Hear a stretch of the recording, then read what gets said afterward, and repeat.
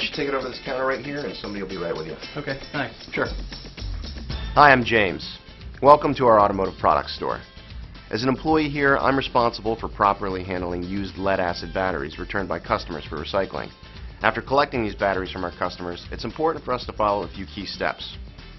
Over the next few minutes, I'm going to walk you through proper handling techniques so you can ensure your own safety, the safety of other employees, and make the environment a little safer. The first key step to handling lead-acid batteries is to complete an inspection of the battery to check for damage. During the inspection, there are several key factors to keep in mind. Before handling damaged batteries or associated spill material, make sure you wear the appropriate personal protection equipment provided by your employer. You also want to place damaged batteries that aren't visibly leaking in a strong, clear poly bag of at least 6 mm in thickness and secure it with an adjustable plastic tie. If a battery is visibly leaking, contain it separately using a non-metal acid-resistant container and make sure the container is capable of containing any leaking acid. And be sure to clean up any spilled acid using the appropriate procedures and equipment, such as a spill kit, which can be provided by your employer. Manage cleanup residues according to your employer's instructions. After inspection, the last major step is to prevent any additional damage to return batteries. It's critical that you handle all used batteries with the same responsible care as new batteries. So, when handling used batteries, keep the batteries upright at all times. Don't tip them over on their side or turn them upside down. Don't throw or drop batteries. As soon as possible, transport collected batteries to the used battery storage area. Put batteries down carefully on the designated pallet in the used battery storage area, including those batteries in plastic bags. And keep metal objects away from the batteries because they may touch the terminals and cause the battery to short circuit. All in all, if you inspect batteries right away and handle used batteries properly, you help to ensure your own safety, create a safer workplace, and improve the environment. Hi, it's me again, and welcome back to our automotive product shop. Here at the store, we work with our customers to recycle lead-acid batteries on a daily basis. One of the key steps in the recycling process is preparing used batteries for shipment.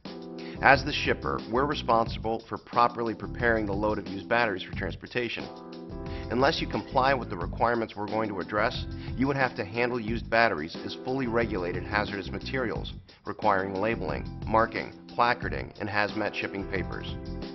In addition, a hazmat registration, hazmat driving routes, and use of a hazmat certified driver would be required. To be exempt from these requirements, lead-acid batteries shipped by highway or rail must be properly loaded or braced to prevent damage and short circuits in transit. One way to be in compliance with the U.S. Department of Transportation regulations is to prepare a secure, stretch-wrapped pallet load of used batteries that is no more than 3 layers high. You also need to use cardboard separators above and below each layer of batteries. Let's review some other key specifications for the load. Confirm the maximum pallet size is either 44 inches by 48 inches or 40 inches by 48 inches. Confirm the maximum weight per pallet is approximately 3,600 pounds. Use only pallets constructed with a minimum of 3 bottom boards and ensure that they are durable enough to handle the battery load. Be certain there are no exposed nails on the pallet that could puncture the batteries. Use GMA Grade A or GMA Grade B pallets. When possible, stack return batteries using pallets provided with new battery shipments. And only return used lead-acid batteries. So, now that you have a handle on the general requirements, let's learn how we can properly prepare a load for shipment. Alright, step 1. Stack the pallet. Load batteries upright, 1 layer high, on top of a shipping pallet covered with cardboard. Be sure to pack the batteries tightly together to avoid shifting and position them so that no batteries overhang the cardboard and pallet. Top posts must be positioned toward the outside of the pallet so the layer above it leans toward the center. However, position batteries with side posts facing inward to prevent contact with metal trailer sides and avoid terminal contact with other side post batteries. Make this first layer of batteries as level as possible, but at least place shorter batteries toward the center of the layer, and keep in mind that taller batteries should be reserved for the top layer. On top of the first layer of batteries, place waffle board or cardboard of a type and quantity sufficient to prevent punctures. Load the second layer of batteries upright, packed tightly together, posts positioned toward the outside of the pallet unless they're side posts. And once again, cover with waffle board or cardboard sturdy enough to prevent punctures. Load the third layer of batteries upright, tight together, following the same guidelines. Once this is complete, it's time for step 2, review the load.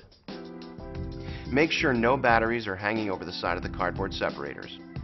Always make sure batteries are tight against each other. Confirm batteries are not stacked on their side. Side stacking could result in terminals touching and may cause a short and fire. Always stack batteries upright. Ensure side terminal batteries are stacked so the posts are facing away from each other to avoid the terminals touching, and not facing towards the outside of the pallet to protect the terminal from external contact. Make sure cardboard separators have sufficient strength to prevent punctures by battery posts, therefore avoiding battery damage or short circuits in transit.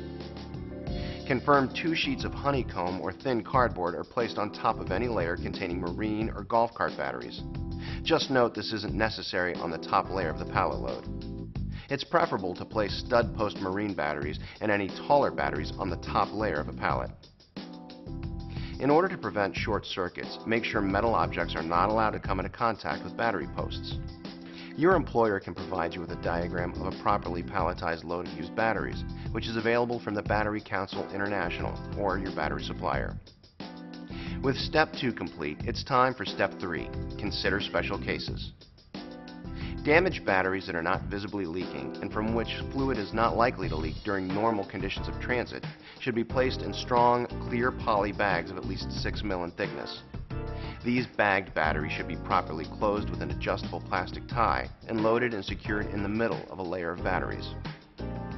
Batteries that are visibly leaking need to be handled separately. You must securely contain these batteries in non-metal, acid-resistant containers that are capable of containing any leaking acid. Wheel weights can be shipped along with pallet loads of batteries.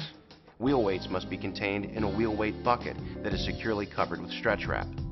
Place the container on the top layer of the pallet load in the middle and surrounded by batteries. Secure the bucket handle to avoid it coming into contact with battery terminals. When shipping batteries overseas, the top layer of cardboard must be honeycomb cardboard. Now let's move on to step 4, confirm contents. Before preparing for transport, confirm that only lead-acid batteries and wheel weights are placed on pallets for return. Other chemistries of batteries, including but not limited to nickel-cadmium and lithium-ion batteries, cannot be accepted by lead battery recyclers and are dangerous to process at these facilities. Other miscellaneous materials, such as aluminum cans, can cause dangerous conditions at battery recycling facilities and should be avoided. Having properly loaded and checked the pallet, it's time for step 5, stretch wrap the load. Start with the stretch wrap turned sideways and create a rope effect. Wrap the rope around the top layer at least twice. Note that the stretch wrap works best if pulled tight before stretching it around the corners. Still using the rope effect, wrap the top layer at least twice again, crossing over the top each time to form an X pattern over the batteries and using the pallet below as an anchor at each corner. This will pull the batteries toward the center to prevent batteries from falling off the pallet. Hold the stretch wrap open and wrap around the bottom layer at least twice, being sure to catch the edges of the pallet. After placing cardboard over the top layer of batteries, wrap plastic in the open position around the top layer at least twice, or as many times as needed to secure the load, and then tear at the last corner. As you get your pallet of batteries ready, follow proper procedures to make sure you correctly secure the load for safe transportation. A load that is properly prepared helps improve the safety of others and maintains a safer environment.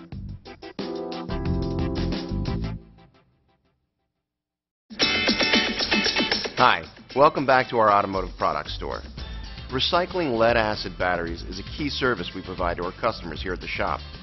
Being a part of the recycling process is important to us and the environment. It's also important that we remember a few things when loading and securing used lead-acid batteries being shipped for recycling. When loading lead-acid batteries into a transport vehicle, there are a few requirements to remember. The wrapped pallets of batteries should be loaded or braced in the transport vehicle to prevent damage and short circuits in transit. This essentially prevents lateral, forward, and aft movement and batteries breaking free from the pallets or tipping over. No other hazardous materials may be transported in the same vehicle. Any other material loaded in the same vehicle must be blocked, braced, or otherwise secured to prevent contact with or damage to the batteries. When loading a transport vehicle and transporting batteries, all of these steps are equally important. They help to maintain your own safety, highway safety, and the environment. Thank you for your time today, and please ask your employer if you have any questions about this presentation.